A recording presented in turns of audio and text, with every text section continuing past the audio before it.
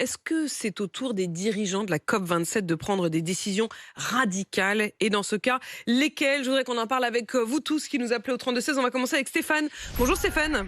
Oui, bonjour. Stéphane qui est dans les Hautes-Alpes et qui est au boulot peut-être à 6h42.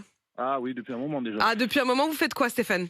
Je conduis toujours mon camion poubelle. Vous conduisez votre camion poubelle. D'ailleurs, est-ce qu'on trie dans votre camion poubelle ou est-ce que c'est un camion des Ah non, déchets non, les déchets sont triés.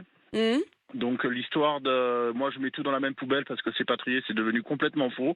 D'accord. Il y a des centres de tri maintenant, c'est super bien fait. Puis même les ordures ménagères, c'est un business aussi qui rapporte pas mal. Alors ça Donc, vous allez me raconter, mais en tout cas, ce que vous constatez, c'est qu'en effet, les Français, ils ont adopté le geste. C'est-à-dire que... Ils ont adopté que dalle. Ah, d'accord. Donc, comme vous me dites, c'est trié, c'est pas trié par les Français, en fait. C'est trié derrière, Ouais, quoi. voilà, c'est trié derrière. D'accord. Parce que moi, je vois ce que je ramasse. Si je vous prends un sac poubelle qui est jeté dans un conteneur OM, ordures ménagères, il y a 90% dedans, c'est du recyclable. Qu'ils auraient pu mettre dans le recyclable et qu'ils n'ont pas fait. Ouais, par fainéantisme. Bah, et par fait aussi qu'on leur vend des choses emballées, suremballées. Vous prenez un paquet de madeleines maintenant. Dans les madeleines, elles sont enveloppées. Elles sont enveloppées individuellement et elles sont encore enveloppées dans quelque chose qui les enveloppe. Elles marche sur la tête. Je suis complètement d'accord. J'hallucine toujours sur les paquets de biscuits. Ce que vous faites comme référence, elle est incroyable. C'est-à-dire que quand on était petit, les paquets de biscuits, il y avait le paquet en papier en général d'ailleurs. Voilà. Et à l'intérieur, il y avait les biscuits. Maintenant, il y a le paquet en plastique et à l'intérieur, les biscuits sont chacun emballés dans des mini-emballages soi-disant. Stéphane, vous considérez que est-ce que les combats quotidiens aujourd'hui ciblent les bonnes personnes, mènent les bons combats? Non, moi je pense qu'ils tapent complètement à côté. Ils tapent complètement à côté. Il faudrait faire quoi? Il faudrait taper sur les gros, sur les industriels qui font de l'emballage à plus quoi savoir en faire. Arrêter d'aller acheter de la merde chez Action qui va durer 2 jours, qu'on va jeter, qu'on va retrouver dans les poubelles. Il faut se battre contre le jetable en fait. Contre le jetable, contre ces industriels qui nous vendent des choses qu'on n'a pas besoin. Enfin, c'est ça. Aller embêter la personne qui va prendre sa voiture pour aller travailler, pour justement aller s'acheter cette merde. Enfin, moi je comprends pas. Moi ça m'hallucine.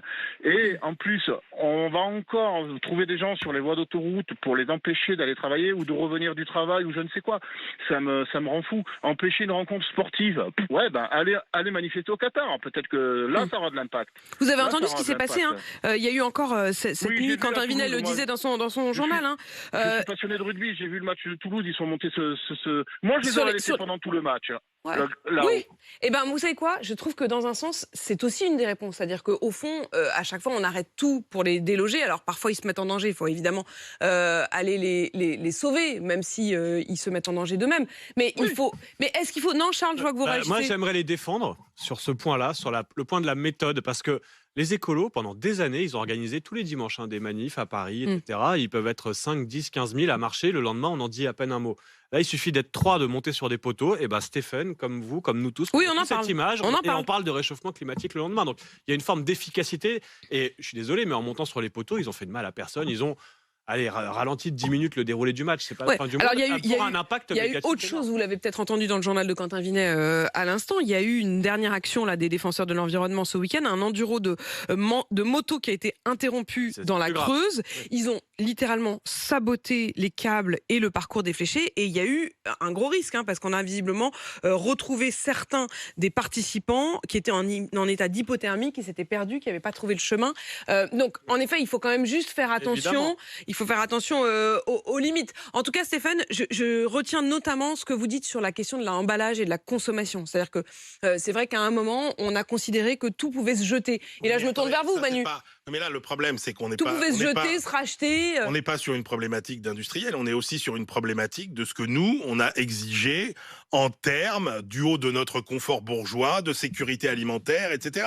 Vous croyez que ça les amuse, les industriels, de vous emballer dans un paquet de madeleines, chaque madeleine individuellement? Mais non, mais c'est qu'ils y sont obligés pour des raisons d'hygiène sanitaire, de réglementation à respecter, etc.